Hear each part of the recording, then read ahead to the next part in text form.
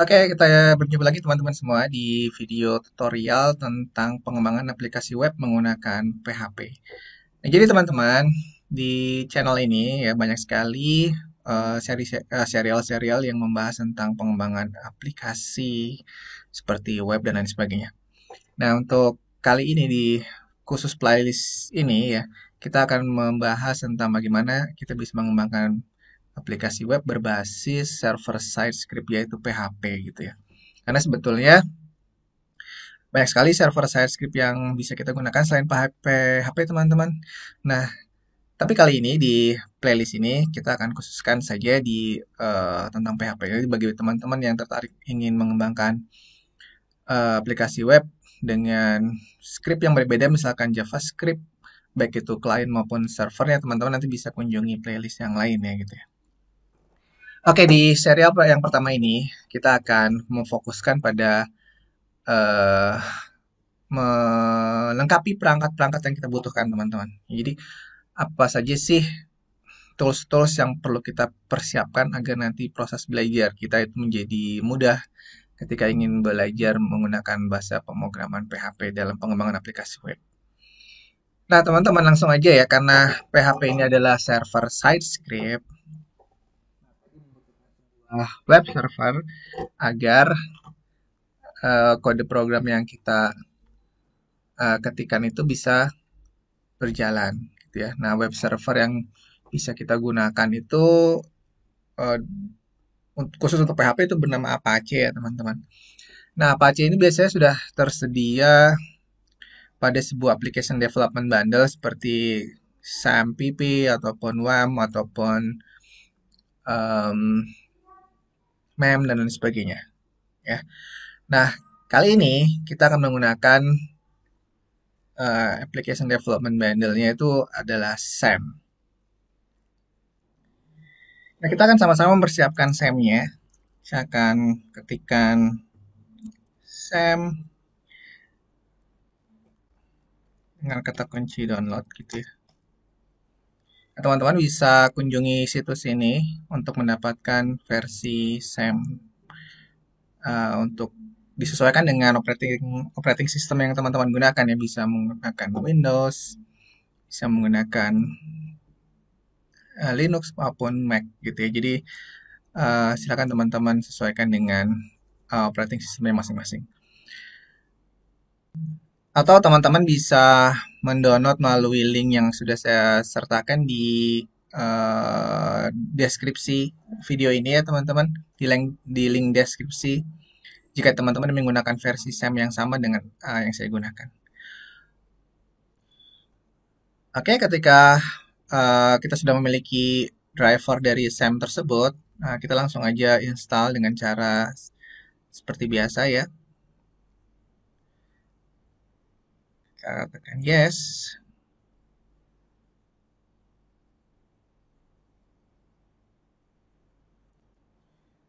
Oke lagi. Oh, tekan next. Next. Next.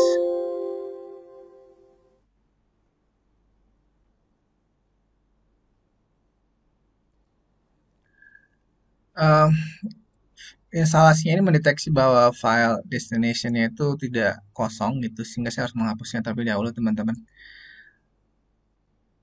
Tetapi jika teman-teman baru kali ini menginstal SAM, seharusnya tidak ada masalah. Jadi tekan next saja. Lalu next lagi. Next.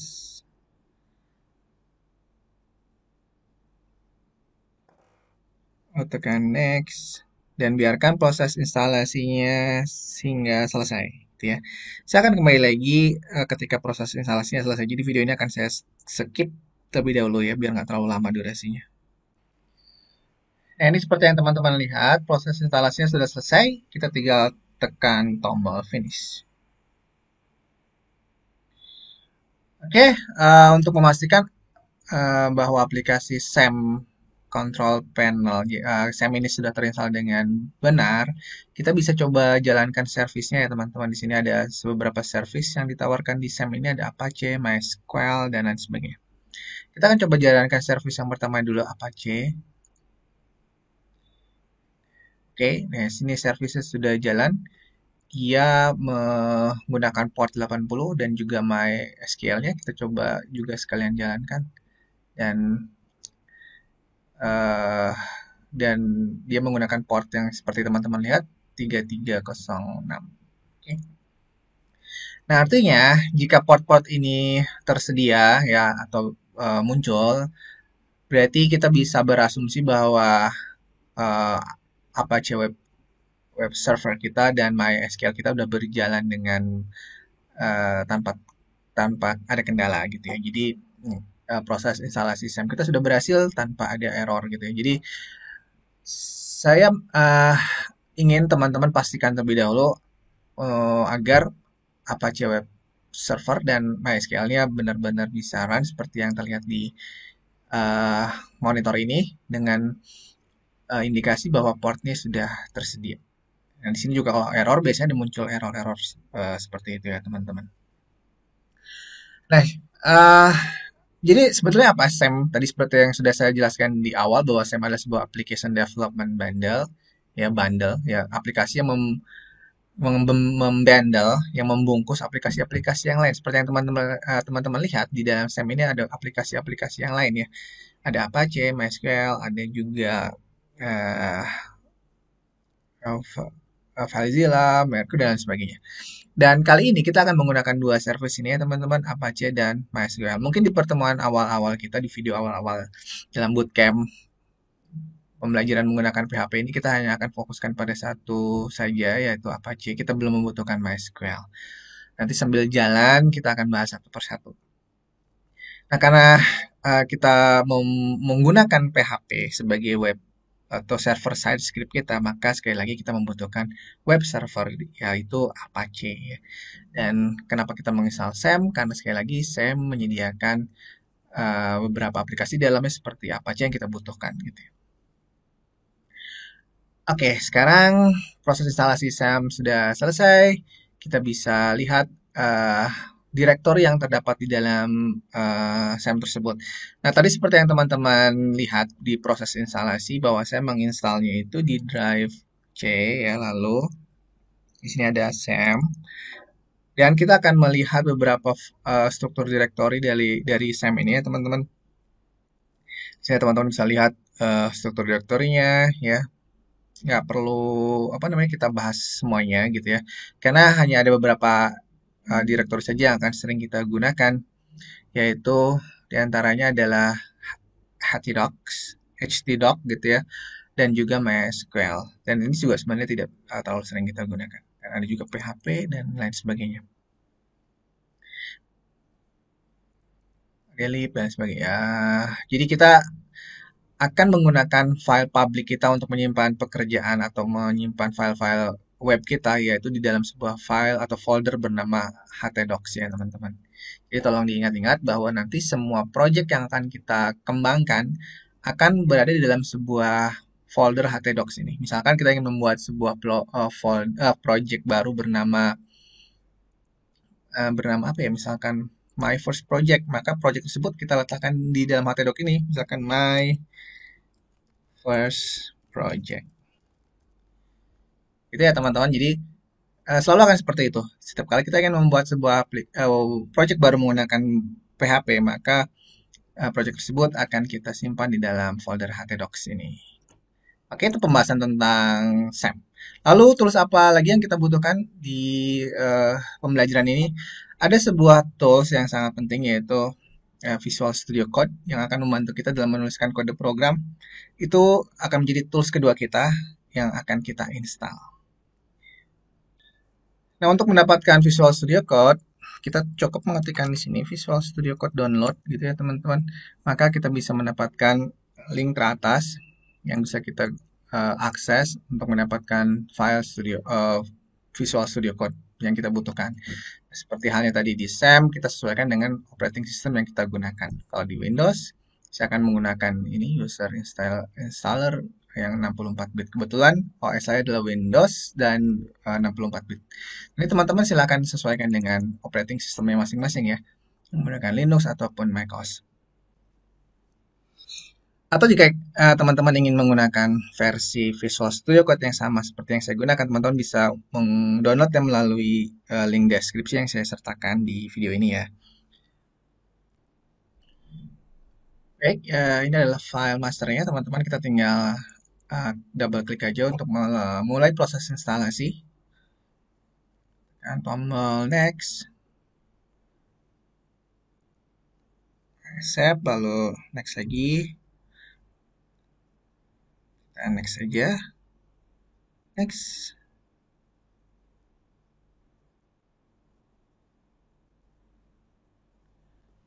Oke, prinsipnya tinggal next, next, next, next gitu aja. Oke, proses instalasinya sudah selesai. Kita tekan tombol finish. Oke ya teman-teman, kurang lebih tampilan pertama dari tampilan awal dari Visual Studio Code ketika baru diinstal adalah seperti ini. Mungkin bisa saja berbeda dengan apa yang teman-teman lihat di komputer teman-teman masing-masing karena memang sebelumnya saya sudah pernah menginstal Visual Studio Code gitu ya. Dan kemungkinan eh, saya pernah melakukan hal misalkan saya melakukan penyetingan gitu ya. Jadi bisa jadi apa yang saya tampilkan di sini akan sedikit berbeda dengan apa yang teman-teman lihat di komputer teman-teman masing-masing. Baik, pertama mungkin kita akan atur dulu dari sisi ininya ya teman-teman. Konfigurasi di bagian setting sini, teman-teman bisa klik setting, lalu teman-teman bisa pergi ke setting sini gitu ya. Dan em, open folder gitu ya, open folder dan kita akan membuka tadi folder yang sudah kita siapkan di bagian SAM kita ya teman-teman, SAM lalu htdoc lalu my first project. Oke. Nah, saat ini kita belum memiliki uh, file apapun di dalam project tersebut. Nah, mari kita sekarang tambahkan satu buah file ya. Lalu teman-teman bisa mengakses di sini ya. Ini adalah untuk menambahkan new file atau file baru. Lalu kita ketikkan misalkan index.php. Ya, lalu kita tekan enter. Dan silakan teman-teman tambahkan ketikkan tanda seru di sini. Lalu tekan tombol tab. Nah, itu akan membuat sebuah template HTML. Nah, kali ini teman-teman nggak perlu bingung dulu ya, apa sih ini file HTML dan lain sebagainya. Ini hanya sekedar untuk agar kita memiliki satu buah file di sini yang bisa kita tampilkan gitu ya. Jadi karena kita ingin mengatur ukuran file dan sebagainya, tentu kita harus punya contoh file yang akan ditunjukkan kan gitu ya. Jadi sekali lagi, jika teman-teman bingung, untuk awal ini nggak perlu terlalu dipusingkan bahwa apa yang saya lakukan tadi adalah sekedar membuat sebuah file baru bernama index.php, lalu membuat sebuah template dari sebuah file HTML. Ya, sekali lagi, template tersebut bisa dengan mudah kita generate dengan mengetikkan tanda seru, lalu tab gitu ya. Oke, kita kembali lagi ke setting kita ya teman-teman. Setting, isi bagian bawah sini, setting gitu ya. Nah, kita ingin menyesuaikan tekan font size. Nah, di sini defaultnya adalah 14. Kalau untuk video tutorial saya biasanya menyukai dengan ukuran yang lebih besar ya, teman-teman. Misalkan 20 misalkan. Saya enter. Nah, nanti teman-teman bisa lihat di bagian indeks PHP-nya tadi. Nah, tulisannya sudah lebih besar kan, ya. Karena defaultnya adalah 14, lalu saya perbesar menjadi 20. Nah, kalau teman-teman merasa kurang besar ya diperbesar lagi 24 misalkan gitu ya. Nah, seperti itu. Nah, itu untuk menyesuaikan dengan ukuran font ya. Berikutnya dan untuk memilih tema, teman-teman bisa dapatkan di bagian sini. Klik kalau color theme ya. Teman-teman bisa memilih theme atau tema yang seperti teman-teman inginkan. Di sini defaultnya adalah default dark. Ya, teman-teman bisa merubahnya misalkan dark, Visual Studio, dan lain sebagainya. Nah, di sini bisa teman-teman pilih-pilih ya, silakan. Nah, lalu masih di dalam tahap setting, biasanya yang dilakukan berikutnya adalah mengatur word wrap ya. Jadi kita ketikkan di sini ya teman-teman, word wrap. Di sini saya aktifkan menjadi on. Jadi word wrap ini adalah untuk agar kalau kita memiliki coding yang terlalu panjang, dia akan meneruskannya di bawah gitu. Jadi tidak sehingga kita tidak harus scroll kanan kiri gitu ya teman-teman. Itu word wrap. Silakan teman-teman. Atau kalau teman-teman memang lebih menyukai geser kanan kiri gitu ya, nah, berarti biarkan dalam keadaan off gitu ya. Tapi kalau saya pribadi lebih menyukai on. Jadi tulisannya itu tidak terlalu panjang ke kanan. Kalau terlalu panjang dia akan ke bawah gitu ya. Oke, prinsipnya teman-teman bisa mengeksplorasi berkenaan dengan em, pengaturan dari Visual Studio Code yang agar tampilannya itu sesuai dengan kebutuhan teman-teman. Jadi teman-teman bisa scroll ke bawah gitu ya untuk mendapatkan pengaturan-pengaturan seperti yang teman-teman inginkan. WordPress tadi sudah ya dan seterusnya. Oke, berikutnya yang akan kita lakukan adalah menguji apakah kode program kita bisa ditampilkan di web browser atau tidak kan gitu ya teman-teman. Oke, ini kita close ya settingannya. Nah, kita kembali lagi ke template HTML kita. Nah, ini adalah disebut sebagai HTML ya teman-teman. Template dari HTML yang menggunakan versi 5. Eh, Tandanya versi 5 ini adalah dengan adanya tag ini ya, doc type HTML, ada tanda seru di sini ya. Sehingga tadi kalau teman-teman masih ingat, cara membuat template HTML ini sangat mudah ya. Menggunakan penanda tanda seru aja gitu ya. Kita ketik tanda seru, lalu tekan tombol tab. Sehingga kita tidak perlu lagi secara manual mengetikkan ini satu persatu gitu ya.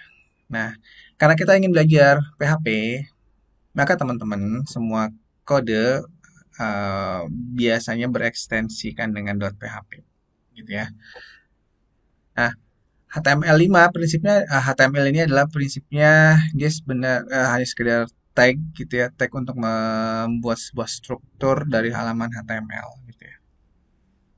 Nah, memang requirement-nya jika ingin mempelajari server side script seperti PHP ataupun server side script yang lain seperti ASP ataupun yang lain tuh teman-teman sudah uh, idealnya sudah mempelajari konsep HTML dan CSS begitu juga dengan JavaScript gitu ya.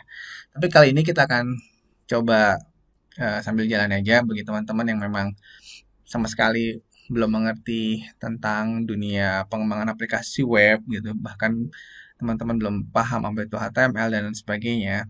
Ya, tidak masalah ya karena kita akan coba review sambil jalan. Jadi memang course ini diperuntukkan untuk pemula ya teman-teman.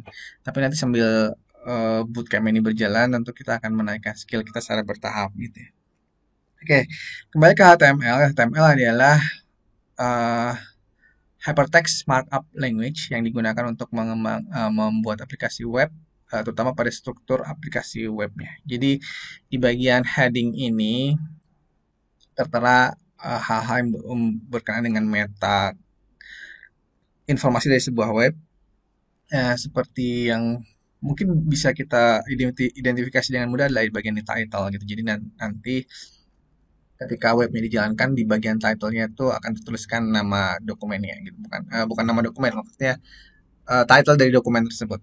Jadi misalkan kita ganti ya dengan um, web PHP misalkan. Oke. Nah, nanti konten dari webnya itu akan kita ketikkan di dalam bagian body ini ya teman-teman. Gitu. Jadi segala sesuatu yang berkenaan dengan apa yang akan terlihat di halaman web itu adanya di body. Ya, sedangkan di bagian heading itu berkenaan dengan pengaturan-pengaturan meta text, informasi meta text, dan link-link yang dibutuhkan oleh web kita. Tapi sekali lagi, teman-teman tidak perlu terlalu khawatir dengan istilah-istilah itu. Kita akan mempelajarinya sambil jalan. Jadi, anggaplah ini sebuah template yang akan kita gunakan untuk menyisipkan kode PHP gitu aja gampangannya. Oke, nah untuk mengetikkan kode PHP, kita akan menggunakan sebuah markup dari PHP, yaitu yang seperti saya tuliskan ini ya teman-teman. PHP, lalu seperti ini. Ya. Ini adalah opening tag-nya, dan ini adalah closing tag-nya. Jadi ini open dari tag PHP, dan ini adalah closing dari tag PHP. Jadi semua kode PHP yang akan kita ketikkan harus ada di dalam opening tag dan closing tag PHP. Misalkan kita ingin mengetikkan tulisan Halo PHP, ya, kita menggunakan berita yang namanya echo Halo PHP. Salah ya, harus di dalam kutip ya teman-teman. Nah, jadi Halo PHP-nya kita ketikkan dalam opening kutip dan closing kutip. Dan setiap statement diakhiri dengan titik koma. Jadi ini adalah pelajaran pertama kita tentang PHP. Bagaimana kita mengetikkan tulisan Hello PHP. Aturannya adalah kita menggunakan perintah echo. Sekali lagi, echo adalah sebuah reserve word atau keywords yang biasa kita gunakan setiap kali kita ingin mengetikkan sebuah string atau teks pada sebuah halaman web menggunakan perintah PHP, ya, hello PHP, di dalam sebuah tag, opening tag dan closing tag. Nah, bagaimana cara menjalankannya? Oke, file save all kita simpan dulu. Jadi setiap kali kita melakukan perubahan, kita harus simpan ya teman-teman, file save all. Dan sekarang untuk melihat hasilnya, teman-teman silakan buka web browser kita masing-masing. Nah, ini saya menggunakan Google Chrome, teman-teman silakan menggunakan web browser pilihannya masing-masing, bisa menggunakan Firefox dan lain sebagainya. Dan saya ingin teman-teman memastikan sekali lagi bahwa service dari Apache yaitu sudah jalan. Ya, tandanya jalan adalah yang tadinya tulisannya stop ini, yang tadinya start itu sudah menjadi stop. Artinya dia sedang dalam keadaan jalan atau start gitu ya. Dengan adanya port. Nanti kalau ingin memberhentikan servisnya, tinggal tekan tombol stopnya, ya, dan MySQL juga stop. Sekali lagi pastikan service dari Apache-nya, karena sekali lagi kode PHP itu membutuhkan sebuah web server, di mana web server tersebut bernama Apache, ya. Maka kita jalankan start gitu ya teman-teman. Nah, lalu teman-teman kembali ke browser, lalu ketikkan di sini localhost. Localhost lalu enter. Nah, seharusnya jika web servernya itu berjalan dengan benar, maka akan tampil seperti ini. Dashboard dari SAM kita. Itu ya teman-teman, ini dashboardnya. Lalu, project kita tadi bernama apa? Teman-teman masih ingat nggak? Project kita bernama My First Project. Ya. Dan tulisan My First Project-nya, kalau kita lihat dari htdocs-nya itu seperti ini. My First Project. Jadi M-nya besar, F-nya besar, dan P-nya besar. Karena nanti cara memanggilnya di web browser kita juga harus seperti ini, sama persis gitu ya. M-nya besar, F-nya besar, P-nya besar. Ya. Tidak mengikuti cara penulisan yang ada di Visual Studio Code ya, tapi mengikuti cara penulisan yang secara fisik kita tadi buat di htdoc kita. Oke, kita ketikkan di sini My First Project-nya, teman-teman. My First Project, kalau kita tekan Enter. Nah, teman-teman akan mendapatkan tulisan Hello PHP, ya, sesuai dengan apa yang kita ketikkan tadi di Visual Studio Code kita.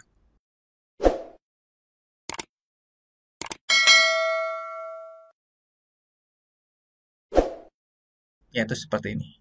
Jika tulisan ini kita ganti, halo PHP, selamat belajar PHP. Kalau kita save, jangan lupa ya, setiap kali ada perubahan kita save.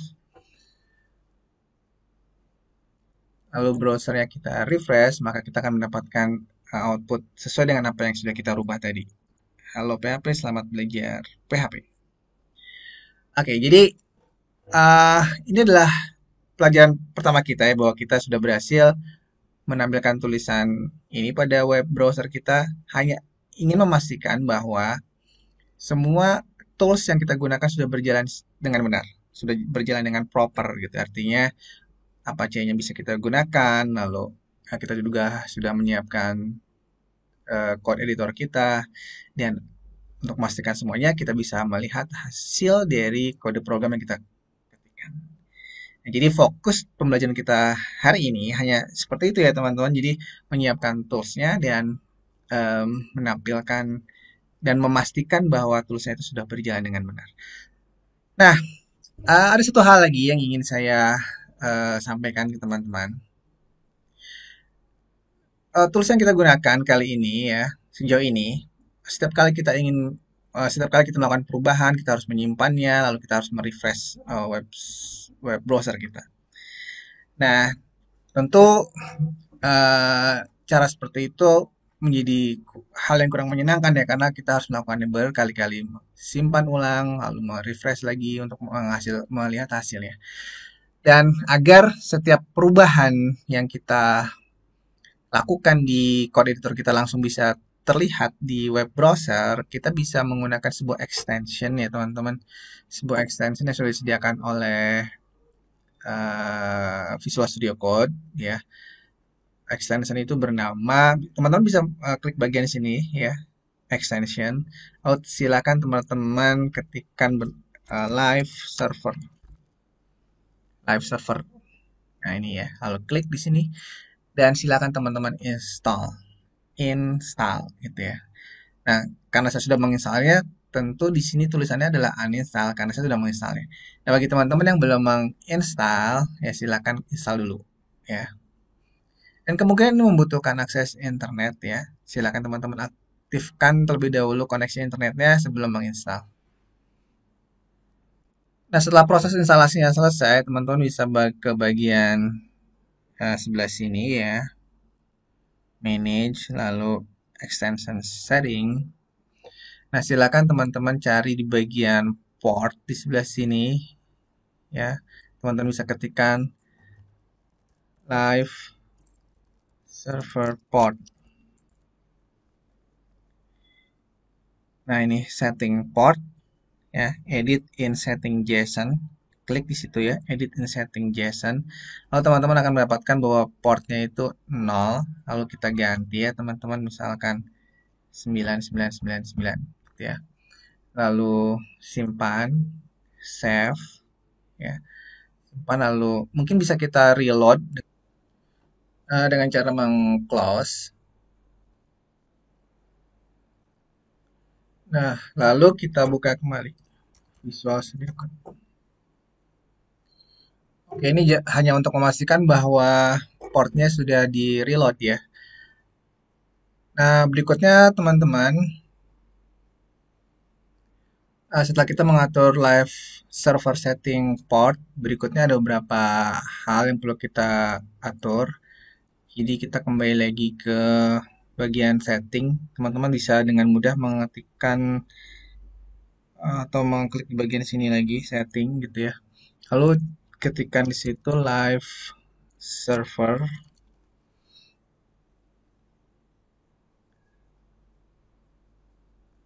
Nah, di sini kita akan menggunakan custom browsernya adalah Google Chrome ya. Lalu setting full reloadnya kita centang seperti ini teman-teman. Setelah itu di bagian auto save, ketikkan di sini auto save. File auto save-nya yang off ini kita buat after delay. Oke ya, ini semua pengaturan yang perlu dilakukan. Nah, lalu teman-teman bisa menambahkan extension Google Chrome, yaitu Live Server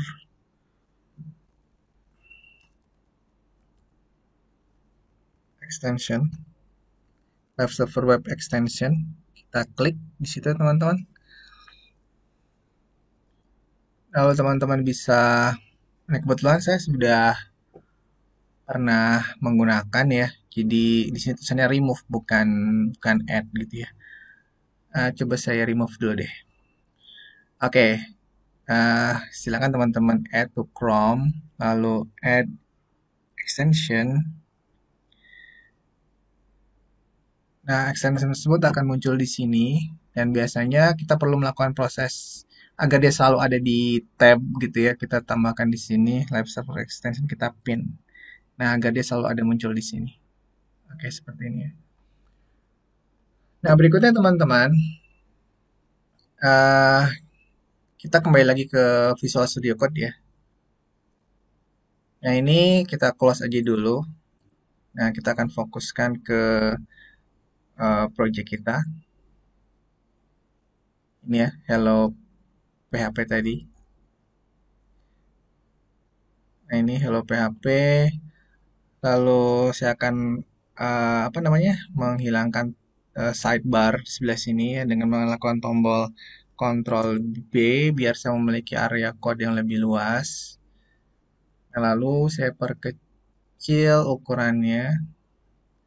Dan ini pun saya perkecil ya teman-teman agar saya memiliki cukup ruang untuk bisa menampilkan dua tampilan ini sekaligus. Artinya browsernya tampil, code editornya juga tampil. Biar nanti kita bisa melihat perubahan yang ada di sini gitu ya. Nah, apa yang harus kita lakukan berikutnya adalah eh, menekan tombol untuk Visual Studio Code-nya ya teman-teman, Ctrl Shift P. Nah, lalu silakan jalankan di bagian ini live server. Nah, itu akan muncul ya. Di sini akan terlihat bahwa live server kita itu di alamat ini ya teman-teman. Yang ini kita copy, lalu kita kembali ke localhost kita. Dan sekarang em, kita klik bagian sini ya, bagian live servernya seperti ini.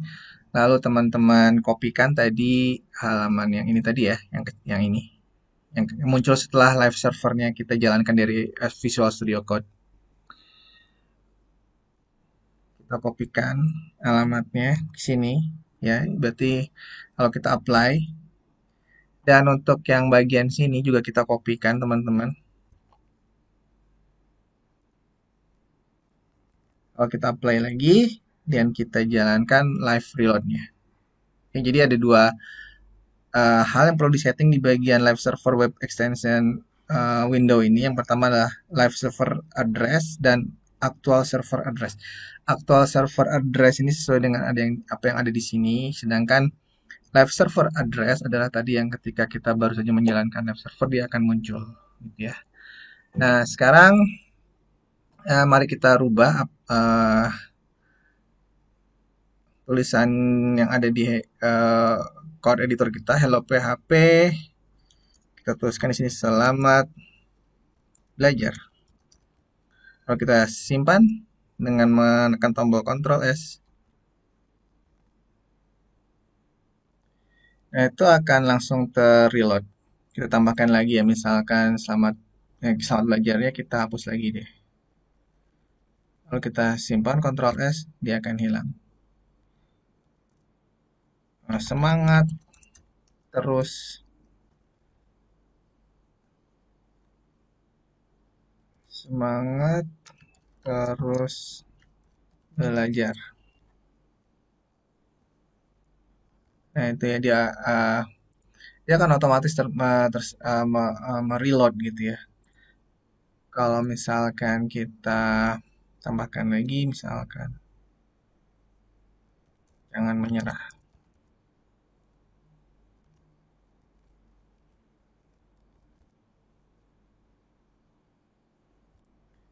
Oke, seperti yang teman-teman lihat, itu akan otomatis terlihat perubahannya. Oke, teman-teman, mungkin itu yang bisa saya sampaikan di video tutorial yang pertama ini. Jadi, prinsipnya dari video pertama ini kita hanya mempersiapkan tools-tools yang kita butuhkan ya, teman-teman. Em, Yaitu tadi SAM dan Visual Studio Code. Dan juga kita sudah mempersiapkan agar environment kita itu bisa auto reload tanpa harus meng-refresh di browser kita setiap sekali kita melakukan perubahan. Oke, terima kasih. Apabila video ini bermanfaat bagi teman-teman, silakan teman-teman subscribe dan share juga jangan lupa tekan tombol like-nya. Terima kasih. Wassalamualaikum warahmatullahi wabarakatuh.